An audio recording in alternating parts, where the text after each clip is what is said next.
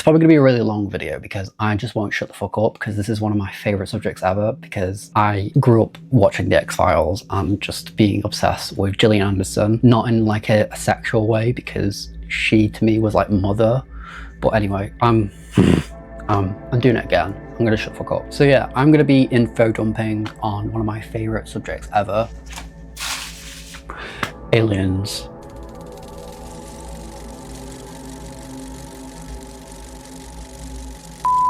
So like every child growing up with unrestricted internet access, I was browsing the weird side of the net, and because of that I got really into like UFOs and aliens like very young, too young. My mum bought me this book on aliens, and I remember I drew a map of Area 51 on my bedroom wall. I shit you not. Like my mum must have been like, he's fucking weird. But yeah, this gave me like such a massive interest in this subject, and I thought it would be fun to kind of do like a lore dump and do like a timeline of kind of events, because you may have seen in the news that there's been a lot of talk about, you know, the government releasing UFO files, and I thought it'd be helpful to just kind of give you a kind of breakdown on all the important cases, important people, just so you can kind of distinguish for yourself if this is something you believe in. I'm not going to be debunking anything, I'm just going to talk about it. Grab your knitting, grab anything you want, your crochet, your bong, and yeah, let's get in there. So yeah, you may have heard rumblings of this subject in the media, and you know, you may have heard it being called UAP instead of UFO, and I'm going to be saying UFO because I love it. I think it's just an iconic word. I love it. It's so much better than UAP. Like UAP sounds like a fucking disease or something, but UAP stands for Unidentified Aerial Phenomenon, and UFO stands for Unidentified Flying Object. And they basically changed it because they wanted to kind of get rid of the stigma surrounding, you know, the whole flying saucers and aliens things. So they basically changed the terminology to kind of make it a bit more broader and socially acceptive. I don't know, I don't really think it worked, but whatever, I'll be calling it UFOs through this video. And I don't care if you believe this or not, I just think it's fun, so just go with it, you know, don't be boring. Like, you know, get over yourself. I'm not even sure I believe in it, because some of the stuff in this kind of community, we could say, is a bit out there, so you do have to kind of take everything with a pinch of salt. So let's roll, let's get in there.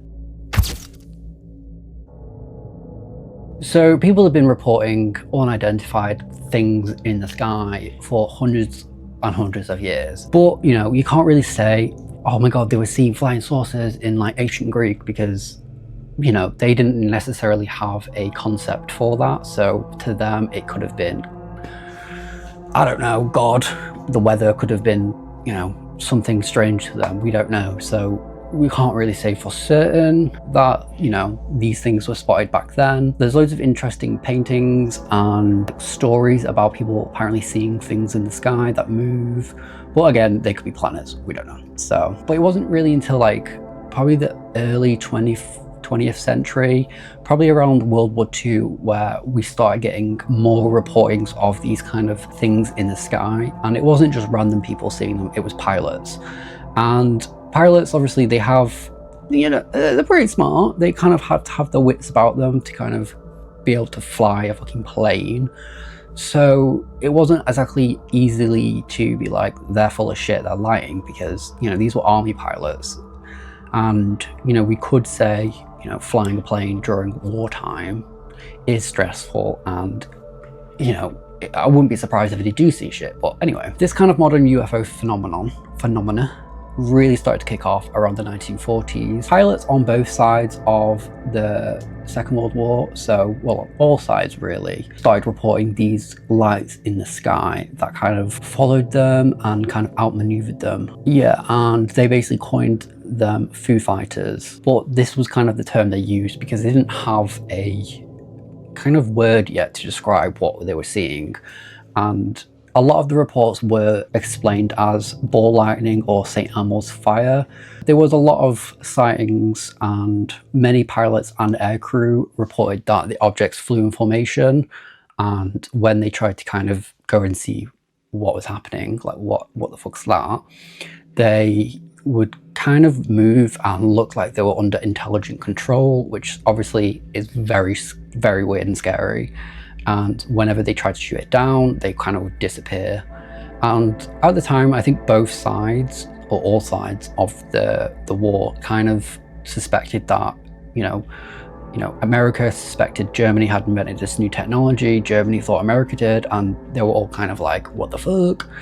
So it was a big mystery, and it was a mystery that they never really kind of got to the bottom of. They kind of just was like, okay, it is what it is. But yeah, it wasn't really until after the Second World War where they started to have like a mass UFO flying saucer hysteria in America. This kind of began with a pilot called Kenneth Arnold. So on the 24th of June 1947, a private pilot named Kenneth Arnold, he was flying past Mount Rainier, and he was looking for debris of a apparent crashed plane, and there he saw a string of 9 unidentified objects flying past the mountain, and he estimates they were going at least 1,200 miles per hour, which is very fast. At this center of it. So Kenneth Arnold basically was like, oh my god, what the fuck have I just seen? So he reports it to kind of like the press, and he also reports it to the army to be like, I think you should have a look at that, that's really weird.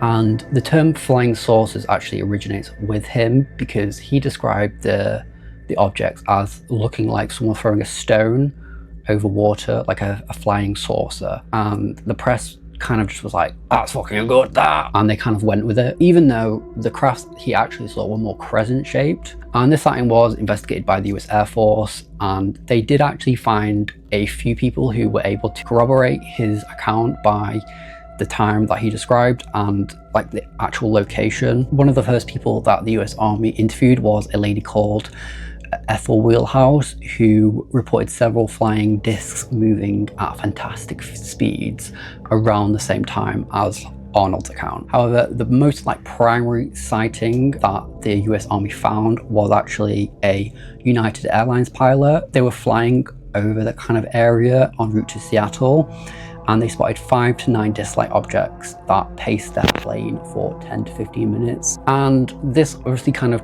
caused a kind of mass panic in America. Everybody was seeing flying saucers and everybody was mass reporting.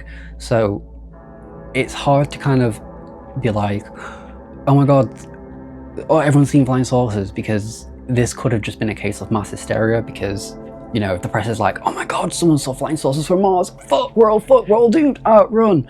People are going to be like panicking.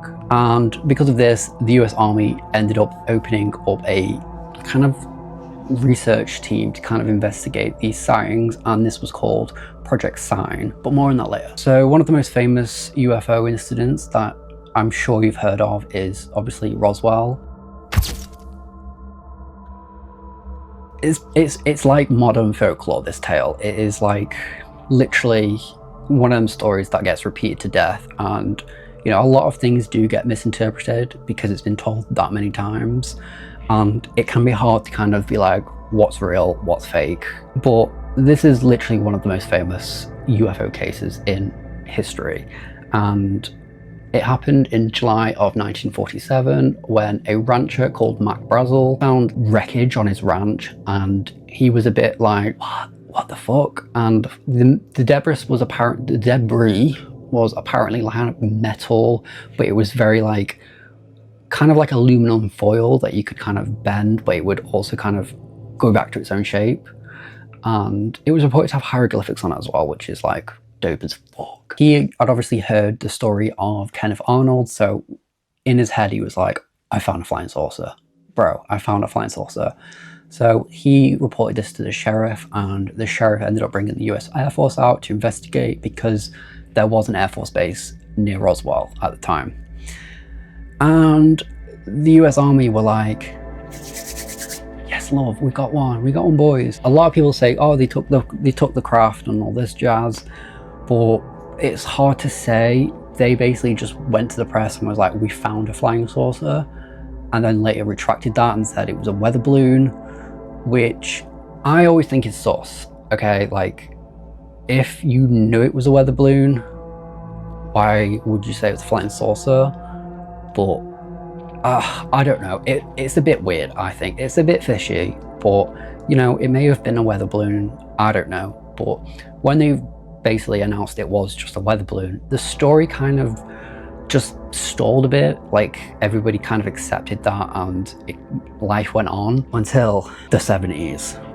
So within the 1970s, there is a kind of famous UFO investigator called Stanton Friedman, and he received a call from someone called Jesse Marcel, and he tells Stanton Friedman that, hey, I was part of the Roswell cover-up. I kind of, you know, I actually held some of the craft in my hands.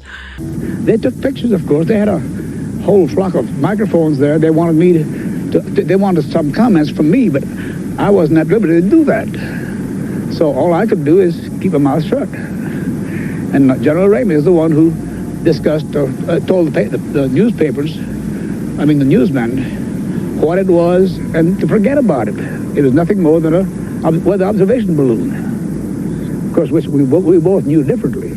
And this was kind of like earth-shattering news to him. So having this guy come out and say, actually no, it was a cover-up, I was part of it, and just dishing the dirt really was massive. So they kind of ended up writing a book, which was, I can't remember what it was called.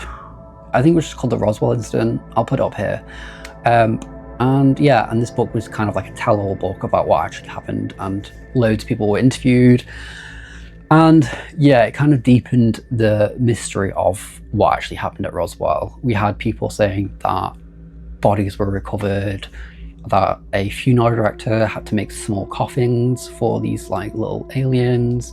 There's a whole mystery on Hangar 18, I think it is, or Hangar 17, about, you know, that the US government took their craft to Wright-Patterson Air Force Base, which is legendary within the UFO world, because everybody thinks that that's where all the goodies are, not Area 51, Wright-Patterson. It wasn't until the US government in 1994 produced a congressional inquiry about the Roswell incident, and they basically said that the debris from that crashed at Roswell was part of a secret project called Project Mogul. And they said, a then sensitive classified project whose purpose was to determine the state of Soviet nuclear weapons research using high altitude balloons. So something did crash at Roswell. They confirmed that something did actually crash, which is interesting.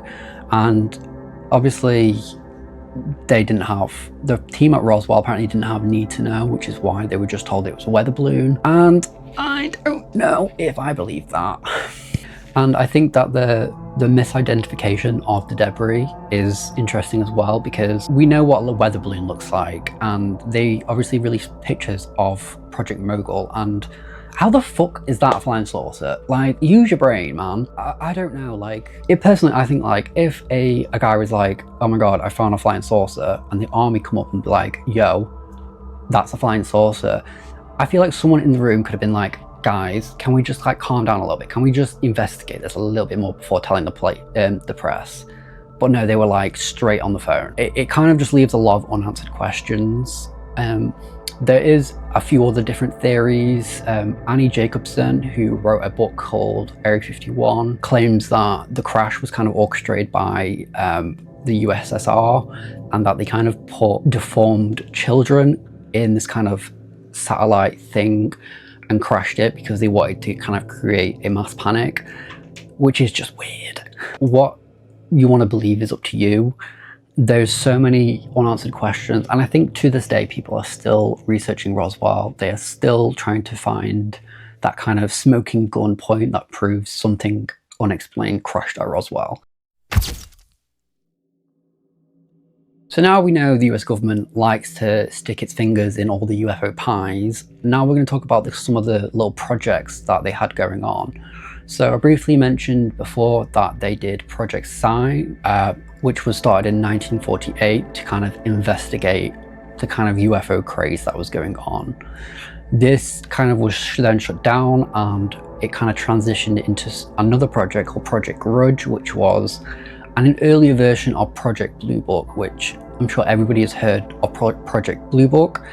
And if you haven't, Project Blue Book was started in 1952 and was kind of like the main big kind of project led by the US government to investigate all of these flying saucer sightings. Blue Book's main task was to basically record and analyze thousands of UFO cases and to basically understand if this new phenomenon that was happening posed a threat to the US. And in 1969, they released their final report stating that no UFO reported, investigated, and evaluated by the Air Force was over an indication of threat of national security. There is no evidence submitted to or discovered by the Air Force that sightings categorized as unidentified represented technological developments or principles beyond the range of modern scientific knowledge, and there was no evidence indicating the sightings categorized unidentified were extraterrestrial vehicles. I smell bullshit, I'm sorry, but I do. Project Blue Book was headed at Wright-Patterson Air Force Base, and the first director of Project Blue Book was a gentleman called Captain Edward Rappel, and he wanted to kind of streamline the process of reporting UFOs, and he was the one that kind of termed the coin UFOs because, you know, he thought flying saucer was too flying saucery, you know, like he was kind of had the mindset of like, okay, what if it doesn't look like a flying saucer and it's still weird as fuck?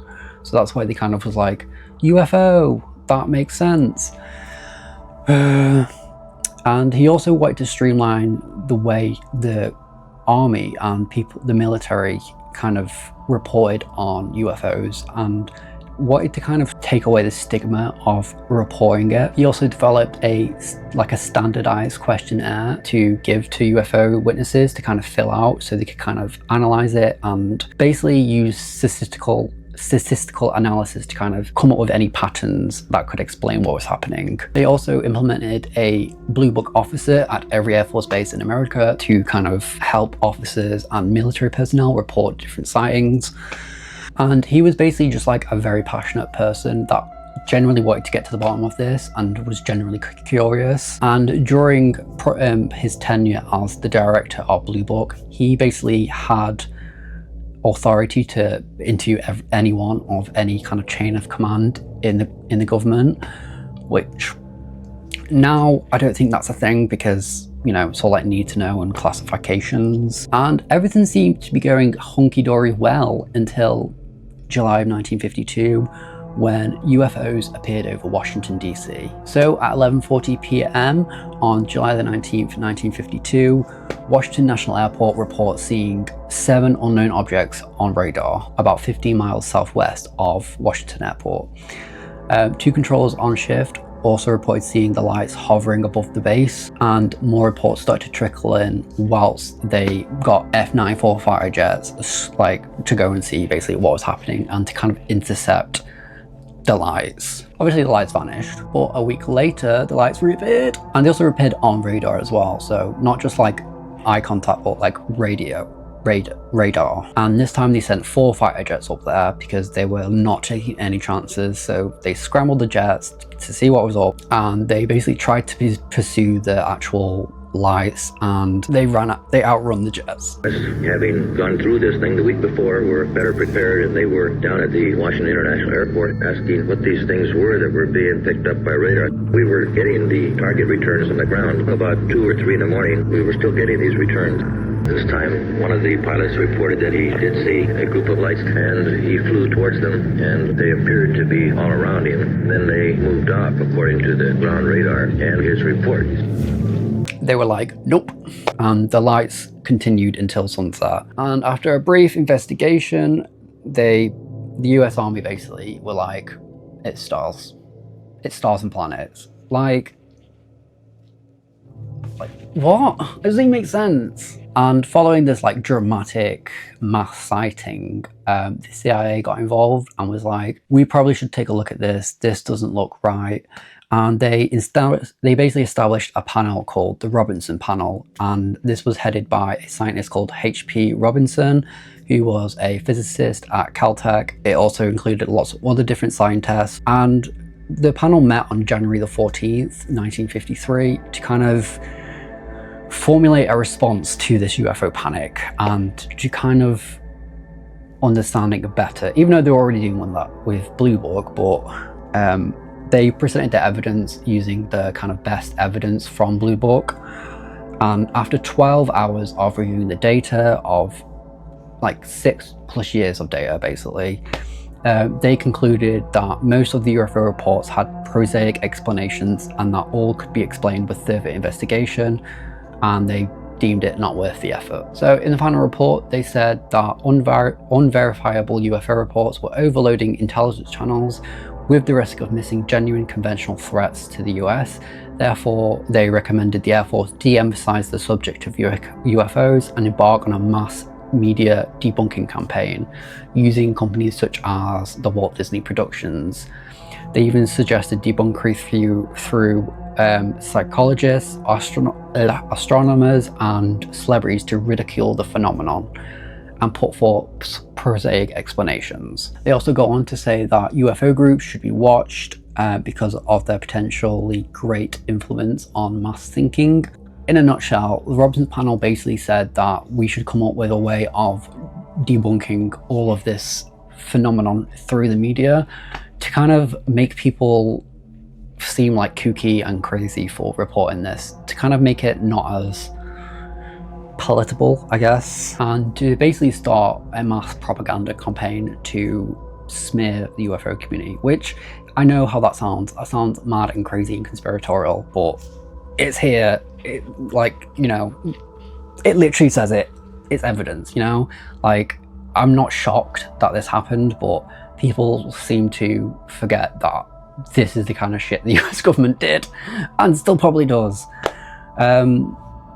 Yeah, it's not cool. And there was evidence to say that the panel's discussions and recommendations were still being carried out 2 decades after the panel concluded, which is like, oh my god. So we're talking like into the 70s and 80s. And also in December of 1953, a joint Army and Navy regulation that made it a crime for military personnel to discuss classified UFO reports with unauthorized people, and violators would receive 2 years in prison or fines up to $10,000. Now that we've seen the US government will purposely discredit the UFO sightings, it's not really that surprising that conspiracy theories start to form about the US government hiding this kind of stuff, because why would they put all of the energy into discrediting it, you know? But anyway, that's just me. Now we're going to talk about some more aliens, because I find the alien stuff a lot more fascinating. Like, a lot of people in the UFO world, I keep saying that, like, I'm not in the UFO world. I just kind of, I'm an observer. I just sit there and watch the stuff they put out, because I've got nothing better to do in my life.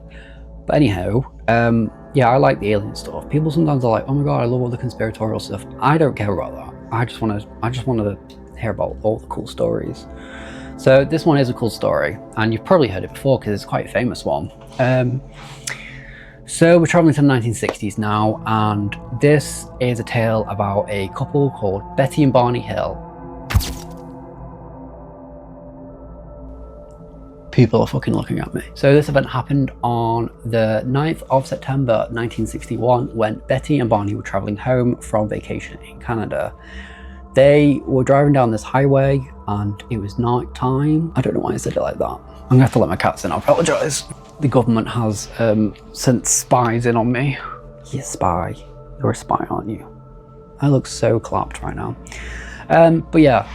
So Betty and Barney Hill, they are traveling down a dark highway and they spot a glowing object in the sky. Betty's like, can we pull over? You know, I'm curious to see what it is. So they pull over and Barney has some binoculars and he takes a look through the binoculars And what he sees through the binoculars, a craft with windows, and sees people through the windows, but the people are not human. And they get in the car and they go home, only realizing later that 3 hours had passed, and 3 hours they can't account for. Their minds are blank, they don't know what happened. Through the next few weeks, Betty starts to have nightmares and vivid dreams about being taken aboard a ship and kind of being operated on. She has nightmares about grey-skinned beings with big almond eyes. And I think after a few weeks of kind of this experience, because they both start experiencing very strange things, they go see a doctor. And the subject of hypnosis comes up because obviously they can't recount what happened to them, and they decide to try hypnosis to try and recover some of the lost memories, and that is when things get weird. So they go under hypnosis with a doctor called Benjamin Simon, and they basically find out that they were abducted by aliens. And one of the recollections Barney actually recalls is that when he got back into his car, he recalls driving the car away from the UFO and was compelled to pull off the road and drive into the woods.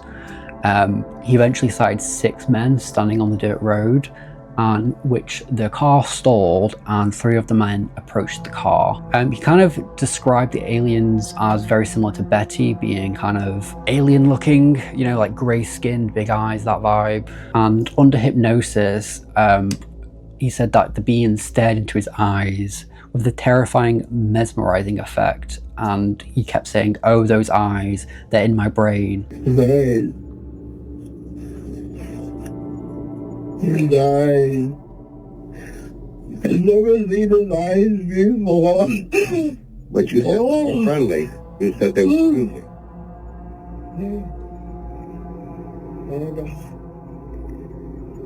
I believe it. I certainly. He was looking over his shoulder. Oh, I see. The leader was the... friendly. How did you know the other one was the leader? Because everybody moved. Everyone was standing there looking at me. But everybody moved to these levers or in the back, or they went to this big board. They looked like it didn't look like a board. Yeah, all right. I was thinking my head. All right. Pull the binoculars away. God, give me strength. All right. Pull them down. Run. Pull the binoculars down and run. God. If they were God, give me strength. I gotta get away. Hold. Hey. All right. We gotta get away, baby. All right. Calm down. I'm driving. That's so creepy.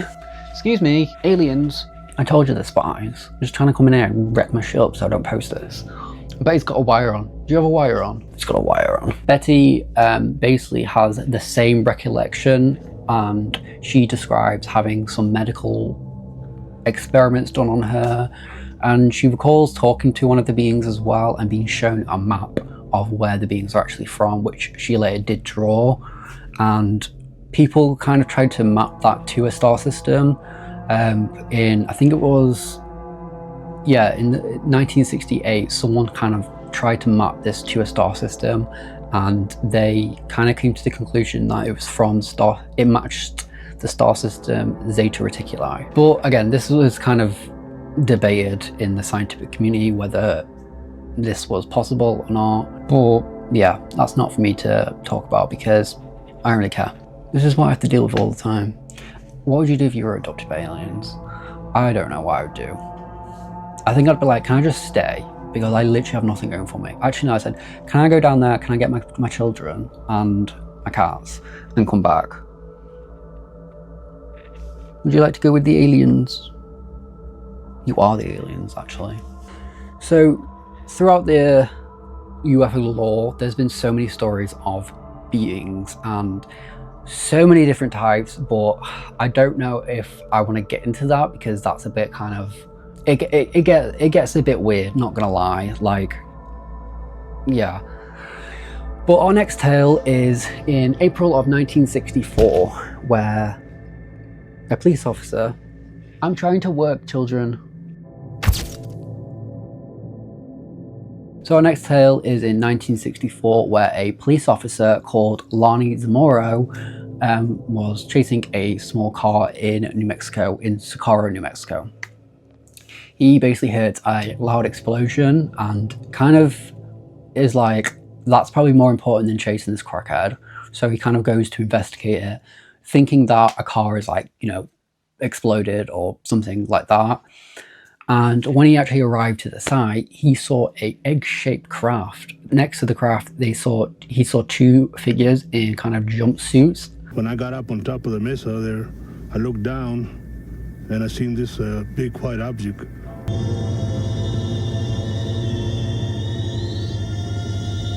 Craft there, I could see some figures looked like they were walking around the craft.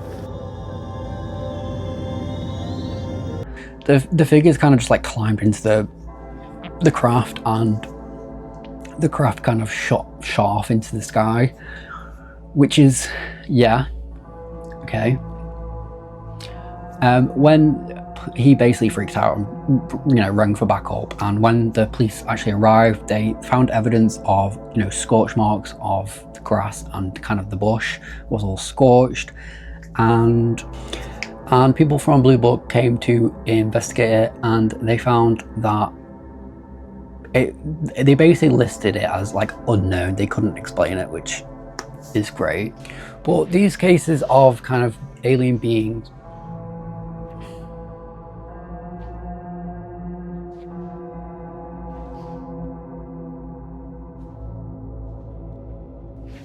I don't think she likes my helmet. Yeah, well, cases of encounters with little green men and weird beings happened throughout. They started to increase through the 1970s and 80s. It wasn't just human beings that were being played with.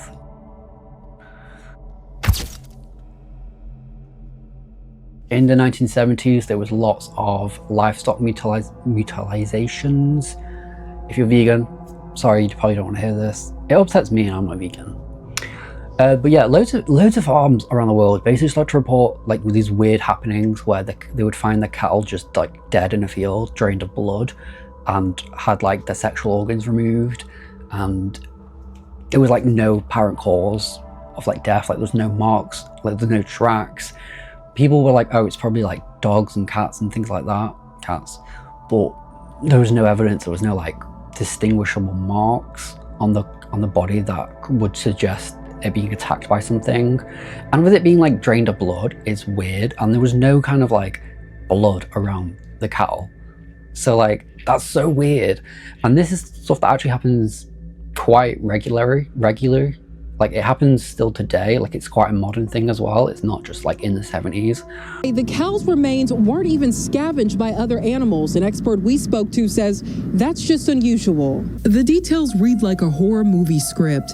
A 6-year-old longhorn cross cow found mutilated, an apparent clean cut removing the hide around the cow's mouth, only on one side, its tongue completely removed from the body with no blood spill.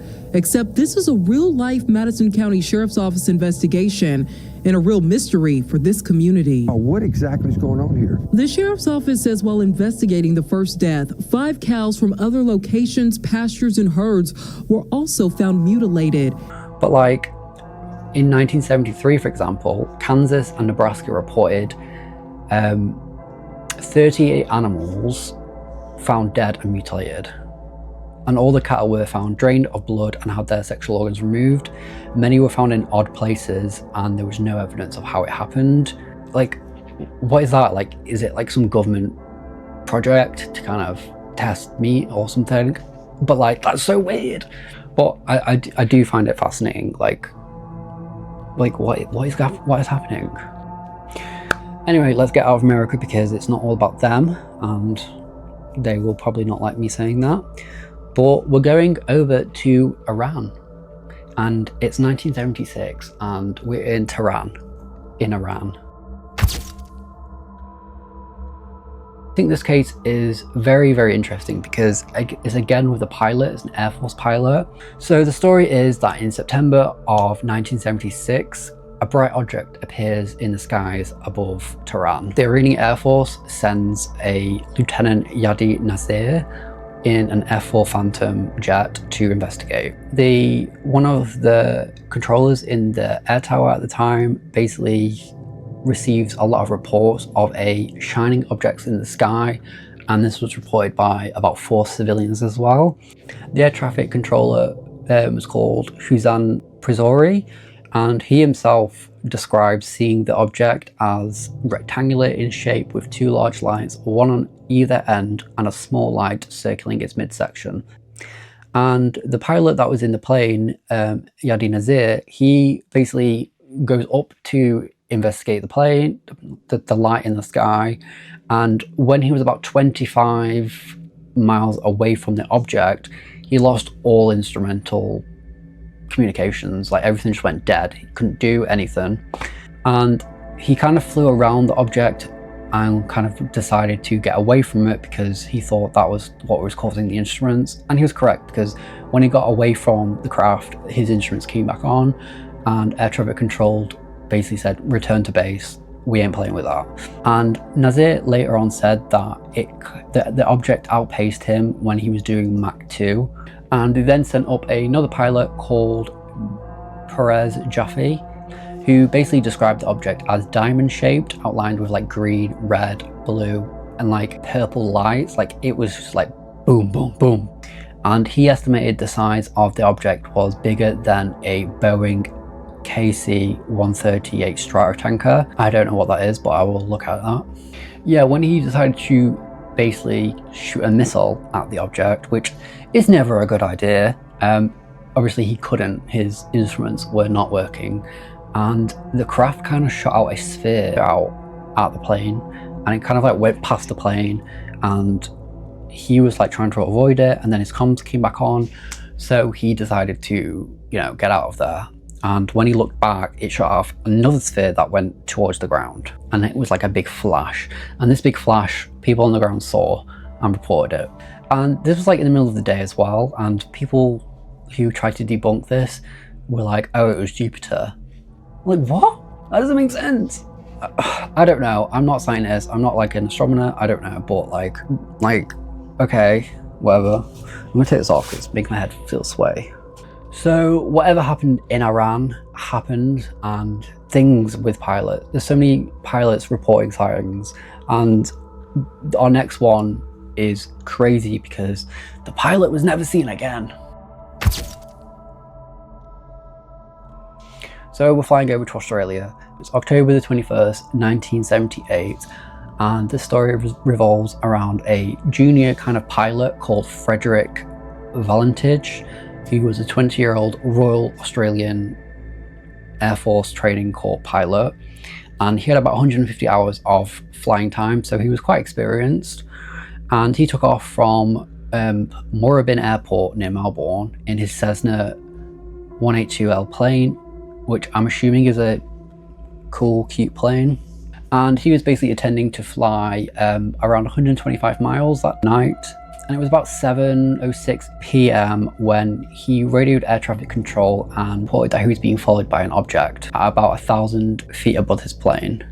He couldn't see the object because it was like very bright, so all he could see was 4 bright lights. Air traffic control then said to him like, bro, there's nothing around you, and there's nothing at that altitude, we can't see anything on our radar. He then reported having some engine trouble, and as the object got closer to his plane, he described the object having a shiny metallic surface with bright green lights. And the last words the air traffic controller heard from him were the words, "It's not an aircraft." And the audio from this event is like bone chilling. It actually makes my hair stand up on my arms. It's so scary. So I'll play the clip now.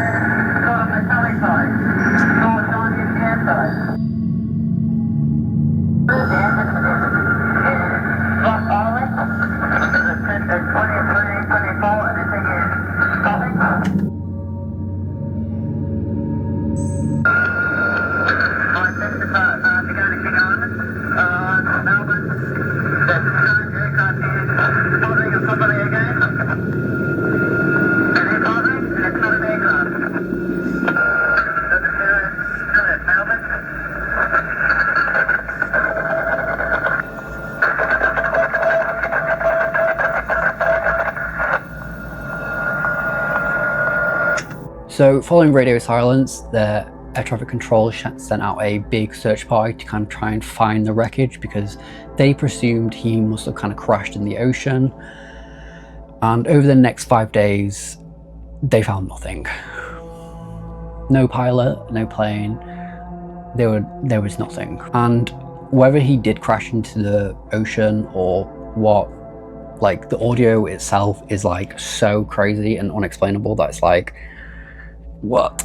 Okay, time for another creepy UFO story. Okay, we're in the 1980s now. Big hair, bright colours, and bigger UFO stories. So we're going to the UK now, my place of origin. And in the southeast of England, there is something called Rendlesham Forest. And this is the location of our next lore dump. So Rendlesham Forest is probably one of the most famous cases to come out of the UK. It's sometimes called like Britain's Roswell. So Rendlesham Forest borders a Air Force base called RAF Woodbridge, and at the time it was being used by the US Air Force, and they kind of mingled together. This event took place over the course of 3 nights. So it happened in December of 1980, beginning on the 26th of December. This is the tale. So at 3 a.m, a security guard at the time he reported seeing strange lights above Rendlesham Forest that was kind of going into the forest. He radioed it in because he thought it could have been a aircraft in trouble and it could be crashing. So he radioed in to get assistance. Upon entering the forest to investigate, the people basically reported seeing a glowing object that was metallic, and it appeared having coloured lights all over it. As he attempted to approach the object, it appeared to move through the trees, and animals on a nearby farm reportedly were like freaking the fuck out. And one of the people that was like kind of investigating these lights in the sky was someone called Sergeant Jim Pennison, and he describes encountering a craft of unknown origin, and that he actually approached the craft and touched it. He described it as being very warm to the touch, but on daybreak on the 26th of December, servicemen returned to the area, and small impressions within the ground that they later did take casts off, and as well as like burn marks and broken tree branches within the forest. On the 28th of December, a lieutenant called Charles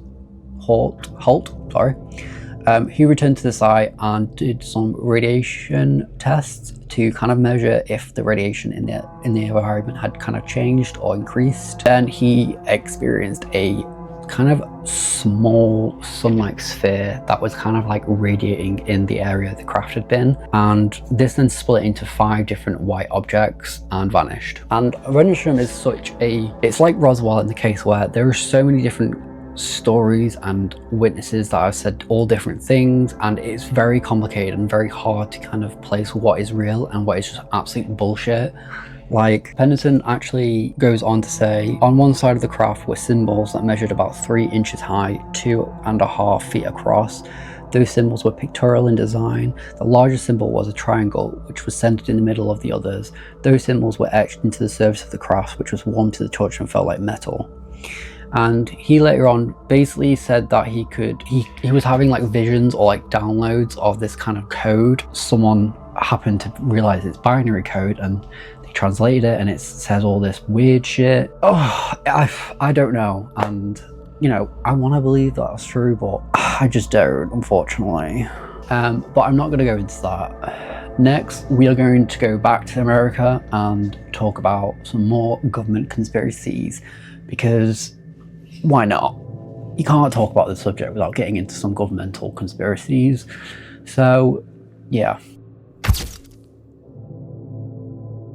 This is a event that is kind of important in the UFO world. Most people do think it's fake, but I'm kind of on the fence about this.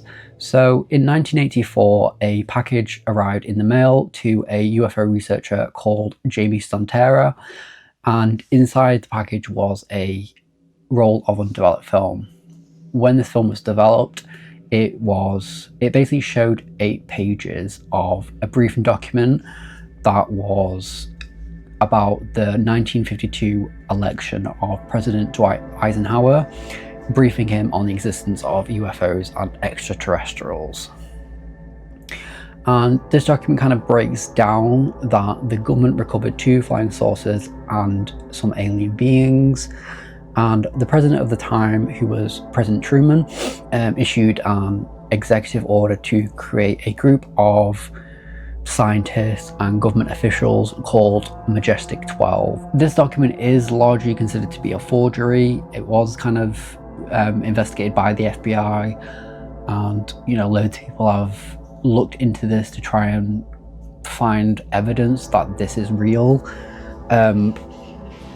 Some UFO researchers believe that this was an attempt at kind of luring people away with disinformation by, giving this to a UFO researcher. He would obviously share it with other UFO researchers, and what is in this document is crazy. It's mad. It's, if it was true, it'd be like a bombshell, because it would be evidence that the US government has, flying saucers. The memo describes a secret government UFO team working on the Roswell crash, a shadow cabinet codenamed Majestic, or MJ-12. This document also informs Eisenhower about the discovery of wreckage and alien bodies near Roswell, explosive revelations delivered to Chandray by an anonymous source. And this again is, throughout the years, it's been studied to death, and a lot of people are like, this is gold dust, this proves it, and other people are like, no, it doesn't. Like, I think the FBI came up with a theory that it was fake because the signature was kind of copied over. I don't know. I don't know. You can make your own mind up. I'm not, I don't know what I believe with this one. I wouldn't be surprised if it was an attempt at disinformation, because that's just what the US government loves to do, apparently. Or it could just be a genuine UFO leak in, and if so, that's pretty dope. And you'll see as we continue on this kind of timeline of UFO lore that the US government will make it very, very hard for you to kind of distinguish what's real and what's not real, because time and time again they have kind of given people like fake evidence to kind of lure them away from the real truth. So sometimes the truth is kind of in the middle. It's like the perfect method of disinformation is kind of giving someone a little bit of the truth and then covering up with loads of different fake stuff. So sometimes you just have to kind of read between the lines to kind of understand what's happening and what's going on. But even then, that sounds so conspiratorial, and I'm trying not to sound conspiratorial because I'm not, only a little bit. But this leads us to our first kind of person of interest in this lore-filled world that is the UFO community. But before that, please subscribe. Before that, subscribe. Like, do it right now. I know you're fucking looking at it. Do it now, because like 80% of you are not subscribed, and that's just really mean. So don't be rude. Just subscribe. It's not taking any time out of your day, and it helps me. It helps YouTube be like, he's cool. Let's push his videos out more. But anyway, back onto it. So we're going to talk about a dude called Richard Doty. And he is a interesting person because he's a retired special agent for the, I'm gonna butcher this, United States Air Force Office of Special Investigations. And his main job, like, I shit you not, this was his actual job. His job was to create fake alien and UFO lore and to kind of spread them within UFO circles. And they would even kind of hire UFO researchers as like informants to kind of basically snitch on what the UFO world was doing at the time and kind of learn how close they were to, the truth or anything like that. And this is how he kind of spread so many like UFO fake documents and disinformation within the UFO community. And it's worth noting though that like Richard Doty now, like in like today, like modern times, he now claims that like US government does have evidence, like they do have, UFOs and flying saucers, and yeah, But I'm like, how the fuck can we trust him? Like, how can we trust you? Like, and he's always on them kind of like really fringe UFO channels like Gaia, you know, being like, I know all the truth because I actually like worked with them and like I've seen it all for myself. However, I did spread loads of fake news into the UFO world. So it's like, why would we give this person any credibility in this kind of community if you've literally admitted to be bullshitting? So I don't know. I honestly, it confuses the fuck out of me, honestly. But yeah, catch him on Gaia. And continuing with this, you know, narrative of the US government deliberately giving people false information, this goes very nicely into the next tale, which is the case of Paul Benowitz and the secret underground base in Dulce, New Mexico. And this story is a very sad, weird story because it does go into a lot of crazy things. So the story of Paul Benowitz is he was an electrician in Albuquerque, New Mexico, and he started getting interested in UFOs during the 1970s. And during 1979, he started seeing like very strange lights, and he started to get like really strange radio broadcasts as well. He basically went to the nearby Air Force Base, which was Kirkland Air Force Base, and he reported them. He was like, yo, I'm getting all these weird kind of radio transmissions and seeing all these weird lights. Like, is this something you know about?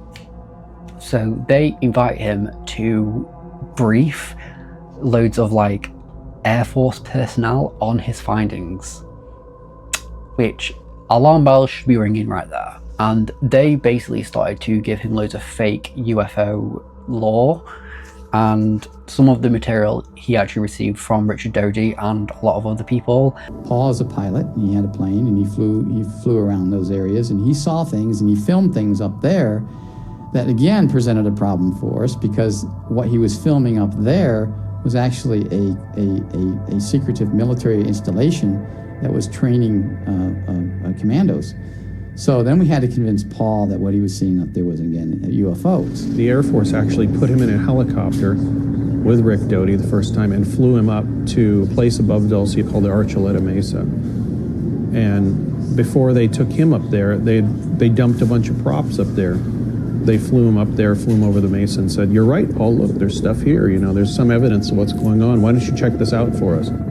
And it was all about like the grey-skinned aliens from Zeta Reticuli, and that the aliens basically had a secret base under Dulce, New Mexico, and that the US and the aliens were kind of at war, and the aliens won in like the 70s or 80s, and that since then the US government has been trying to kind of cover it all up. Yes, I know, it's very strange.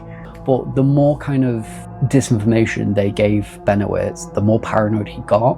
And it got to the point where he actually thought his wife was under the control of aliens.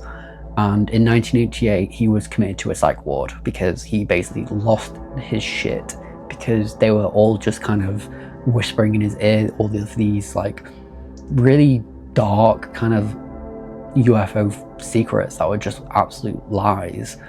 And yeah, he was committed to a psych ward, and when he came out, he basically just went away from the UFO stuff. He was just like, nope, I'm not getting involved with that again. Awful to think that the US government were just like, yeah, we're just gonna literally drive this innocent man absolutely insane because he came and asked a question. Like, why? I don't get it. Like, he asked like a few questions about what he saw, and immediately they were just like, let's just like supply him with all of this like disinformation. And you can kind of see their thought process behind it. You know, if you have this guy that is interested in UFOs and probably has some UFO connections, yeah, it's obvious that he would kind of relay that information back to other people, but it's still really mean. The next person that we're going to talk about is a strange person, but he's an interesting dude. This is a person called John Lear, and he is very kind of, I want to say influential, but not really in the UFO world. You may recognize the name Lear. So his dad was a guy called Bill Lear. He was like a really rich like pilot, and he was the one who kind of created the Lear jets, which is like, you know, they're still used today, Lear jets. And he was basically like a multimillionaire. And John Lear is his son, so he comes from a very affluent family. However, I think he was kind of not on speaking terms with his dad. I think he was kind of estranged, but went on to claim a lot of strange stuff. And obviously his family was very influential within the US government and kind of intelligence circles and defense circles and things like that. So it does kind of give his kind of leaks a little bit of credibility because of how integrated his family are into the, you know, American industrial complex. But yeah, in 1987, he basically posted on this website leaks, I guess, about the US conspiring with extraterrestrials.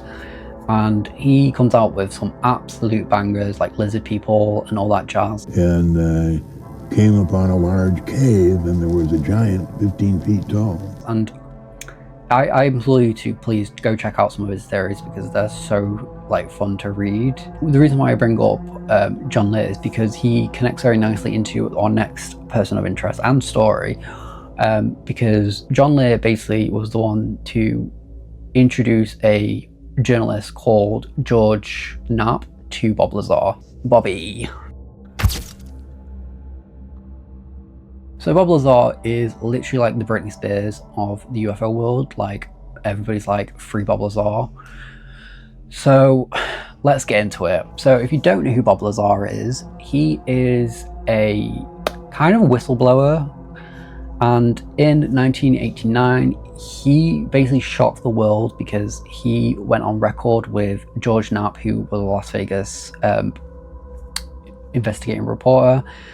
And he blew the whistle and said that he worked at a government facility called S4, which was kind of a southwest of Area 51. So like Area 51 is one place and S4 is another place. It's near something called Papoose Lake.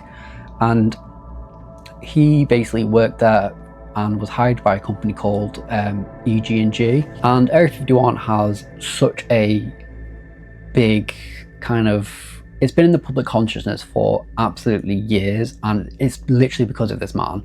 And he went on record and basically said that he was working there to help reverse engineer a UFO. A UFO he called the sports model. And Lazar goes on to claim that he saw 9 sources at the base, and that basically the government didn't really know how to reverse engineer them because everything was so, and he states that progress was very slow on reverse engineering these craft because everything was so compartmentalized. He said that scientists worked on a separate part of the craft and that they weren't allowed to talk to the other people that were working on different parts. There was no kind of way of collaborating.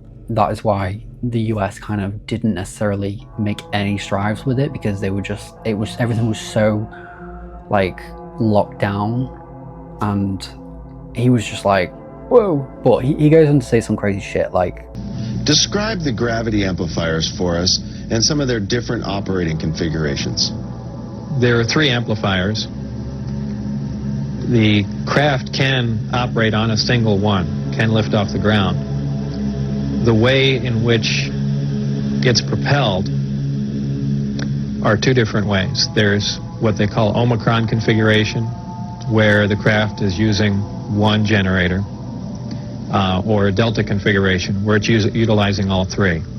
Delta configuration would be for space travel.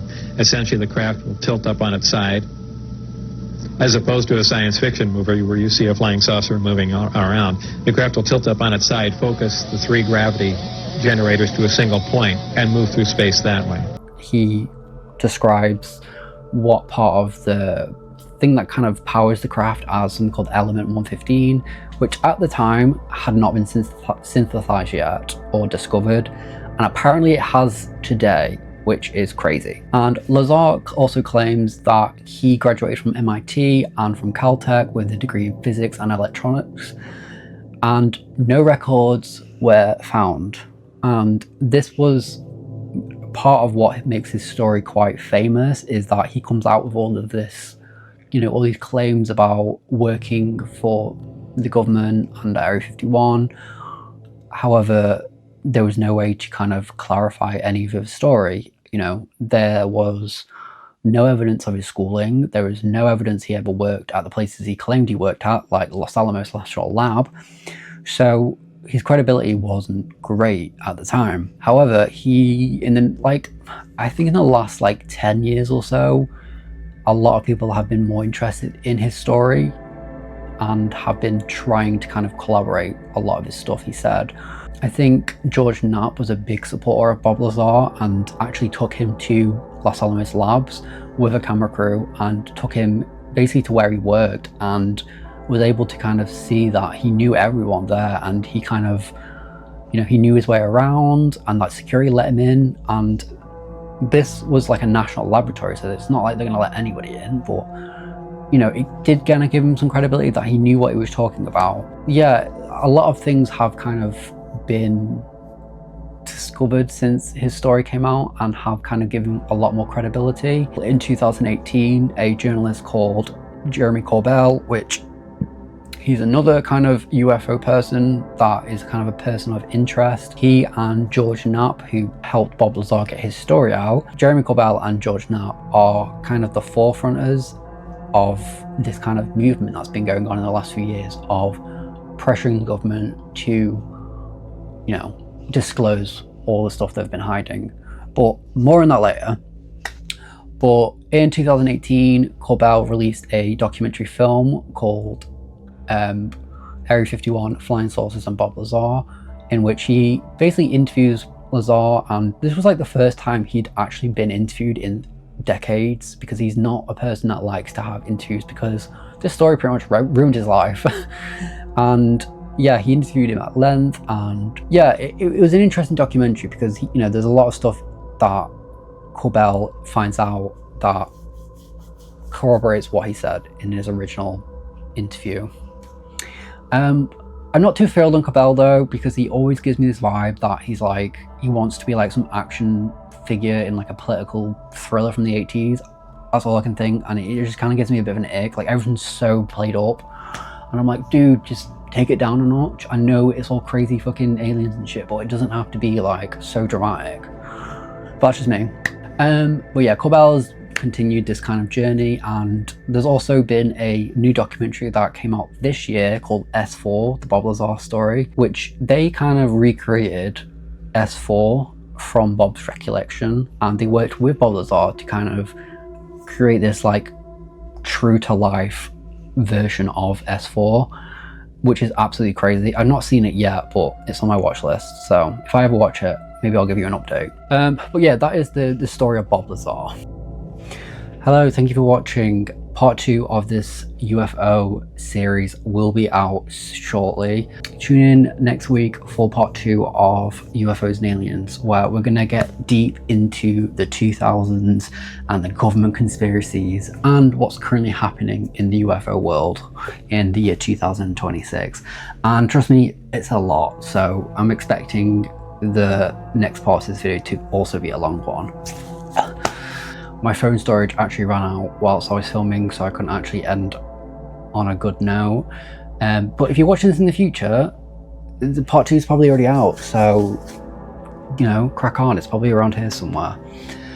But anyway, thank you for watching. If you made it to the end, please comment like a UFO, that would be cute, or an alien face, so I can thank you for making it to the end, because this video is long and I really appreciate you being able to sit there for an hour and listen to me moan on about UFOs and aliens.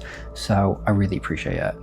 If you want to follow me on social media, my links are all somewhere in the description, probably. My Buy Me a Coffee is also there. If you want to support my work further, you can just donate something to me. I don't care how much. I'm a simple gal. But yeah, if you enjoyed this video, comment what your favorite UFO story is, or if you want me to cover any more topics like this, because I love doing the spooky stuff.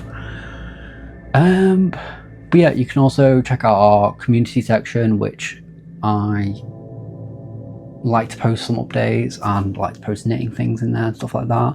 So yeah,